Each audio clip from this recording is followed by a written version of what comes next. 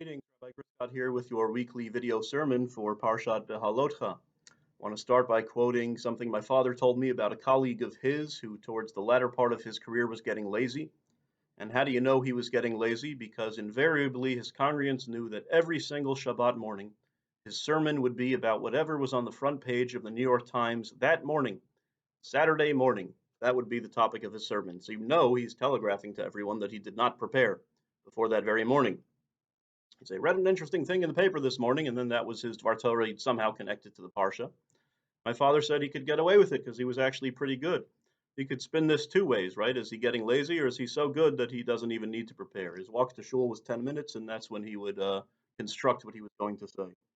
Either impressive or lazy, depending on how you choose to look at it. But for our purposes, we understand that there's something sort of lacking about that strategy of speaking about that day's paper because Torah does require preparation and reflection, right, for most of us mere mortals. And I think there's an indication of that in the Parsha this week. Vayhi b'shana hashanit b'chodesh hashini b'esrim b'chodesh na'ala ha'enon me'al mishkan ha'edut. And it was in the second year, in the second month, on the 20th of the month, the cloud was lifted from upon the tabernacle of the testimony. We are in chapter 9 of the book of Numbers, and the narrative portion finally resumes. It's called the book of Numbers because of so much census information and the formation of the tribes. Finally, in this week's Parsha, there's a lot of narrative, the story of that becomes all too familiar of the Jews complaining in the desert. There's not a good variety of food, and Moses complaining to God. Moses' prophecy and his stature as leader questioned by his own siblings, Aaron and Miriam. So a lot of fundamental narrative, but it begins by saying that where are we situated in time? In the second year, in the second month, in the 20th of the month, it is the 20th of Iyar. Rashi points out this is almost exactly 1 year after receiving the Torah. They received they got to the Sinai desert on the 1st of Sivan, and Rashi says this is 10 days before that 1 year anniversary. They start moving. So I like to point out this is kind of fascinating. That means they spent almost exactly a year less 10 days, as Rashi points out, and we're going to have to explore what that's about. A year minus 10 days at the foot of Mount Sinai. Now it's kind of tragic because we know from the plot of the Torah that they spent 40 years wandering in the desert, but it wasn't supposed to be that way. You could I always say, put Cairo to Jerusalem into Google Maps, and you'll see it takes about 12 hours to drive, maybe 11 days to walk. Google Maps will tell you how long it takes to walk. So they could have gone in like a couple weeks, but that wasn't the plan. In next week's Parsha, the Jews are going to be punished by having to wander because of the sin of the spies. The spies go and scout out the land. They bring back 10 out of 12 of them give back a negative report. And so they're going to have to wander for 39 more years, making a total of 40. But the original plan was apparently they were always going to spend about 1 year in the desert. And what was that 1 year in the desert all about?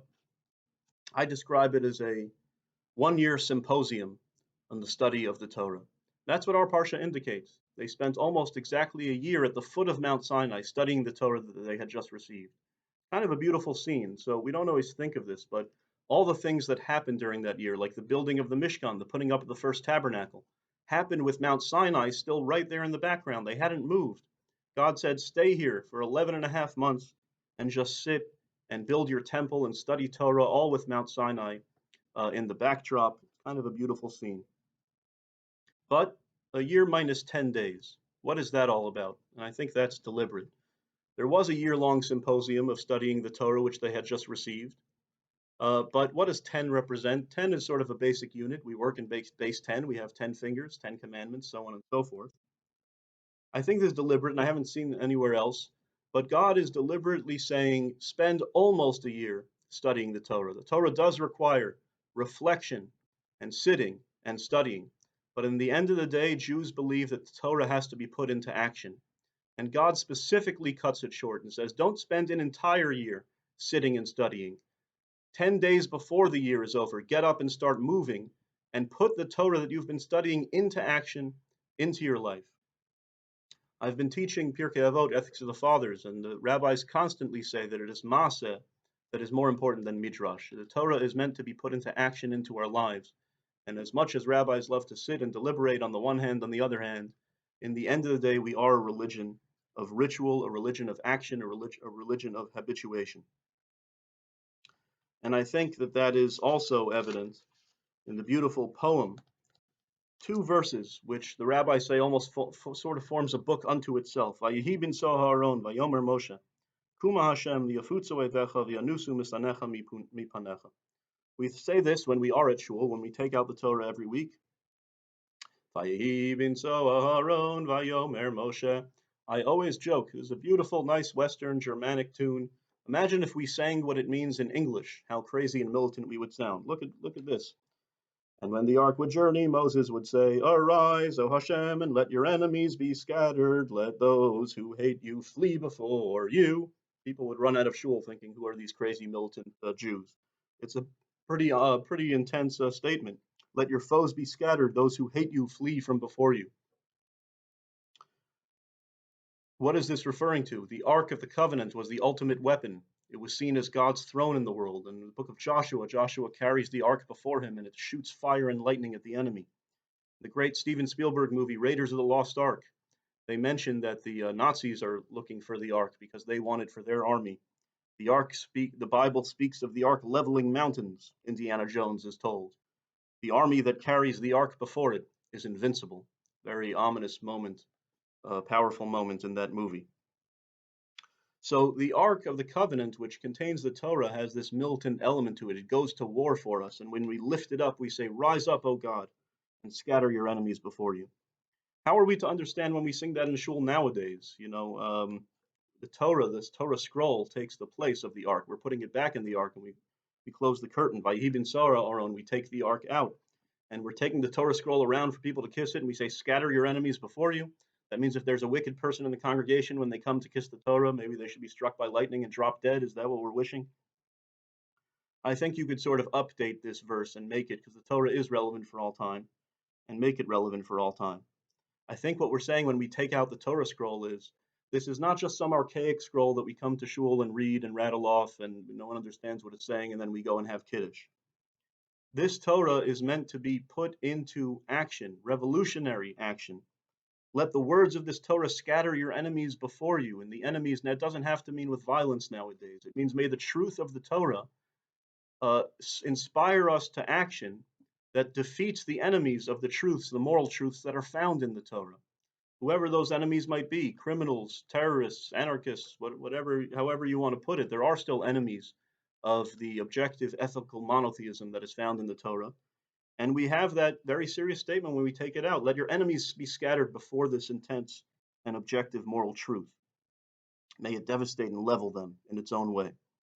And what do we say when we put the Torah back? Uvenucho Yomar, Shuva Hashem, Rivavos Alfei Yisrael. And when it rested, he would say, Reside tranquilly, O Hashem, among the myriad thousands of Israel. I think that's also a powerful point. When we put the Torah back, we close the curtain on the ark. But we're saying, yeah, the Torah scroll is going back away. But God, you who reside in that revelation, may you dwell amongst the myriad thousands of Israel. We're putting the scroll away, but we want the truth to remain in the hearts and minds of the myriad thousands of people who have read the Torah scroll this week. In other words, may the Torah be put into action in the hearts and minds of those myriad thousands and not just rest, gathering dust and cobwebs as the Torahs are now that we haven't read them in a few weeks, actually, in the ark when that curtain closes. I think the metaphor can be applied in our lives in so many ways that I think so many of us like to sit and reflect and make resolutions, like that almost 1 year symposium at Mount Sinai of how we could improve ourselves and all the things we want to accomplish. Well, the fact that it says it was 10 days before that 1 year anniversary that God said, don't wait for the 1 year anniversary, get up and get moving and put that Torah into action and start living it. The same is true in all of our lives. We might be going to therapy or trying to improve ourselves or what have you, but eventually get moving, rise up, scatter your foes, whatever it is that is stopping you and holding you back, let them flee before you. Put your Torah and your truth into action and may it reside in your heart and in your mind. And I think of this pandemic, and I'm trying to connect all my words of Torah to the pandemic and all the resolutions people have made.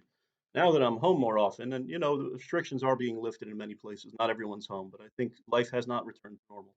Now that I'm home, I'm going to work on tidying up the house. I'm going to work on XY project. I'm going to read the following books. People are joking about that on social media. And it's been a couple months already. How much of that have you accomplished? That's the lesson of today's Parsha. We do believe in reflection, and then finally, that reflection has to be put into action. And that's the only objective test on whether it's working and whether it is real. So, with that, I wish everyone a Shabbat Shalom.